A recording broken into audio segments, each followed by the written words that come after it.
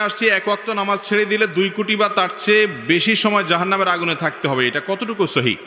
ভাই এই মর্মে একটা কথা আপনারা ছোটবেলা থেকে শুনে আসছেন, আমরাও সবাই শুনে আসছি, সেটা হলো এক ওয়াক্ত নামাজ কাজা করলে, এক ওয়াক্ত নামাজ না পড়লে তাহলে সেই ক্ষেত্রে 2,88,00,000 বছর জাহান্নামের আগুনে পোড়াইতে হবে এক ওয়াক্ত নামাজ কাজার কারণে, ছাড়ার কারণে। এই কথা শুনছেন না আপনারা? তো এই বিষয়টি আসলে যেই বর্ণনাতে পাওয়া যায় সে বর্ণনাতে 80 হুকবার কথা বলা হয়েছে, 80 হুকবাকে যোগ বিয়োগ করে 2,88,00,000 বছর বের করা হয়েছে। এটা ফাজাইলে আমালে শেখুল হাদিস জাকারিয়া রহমতুল্লাহ আলাইহি উল্লেখ করে এরপরে বলেছেন এই মর্মে হাদিস বিভিন্ন বইতে লেখা আছে কিন্তু আমি কোথাও পাই নাই। এবং বিশুদ্ধ কথা হলো এটাই যে 2,88,00,000 বছর জাহান্নামের আগুনে পড়বে এক ওয়াক্ত নামাজ কাজা করার কারণে। এই মর্মে কোনো বিশুদ্ধ তো দূরের কথা, কোনো আপনার দুর্বল হাদিসও নাই, বরং এটি সম্পূর্ণ জাল, ভিত্তিহীন। কোনো হাদিসের কিতাবে এরকম কোনো কথা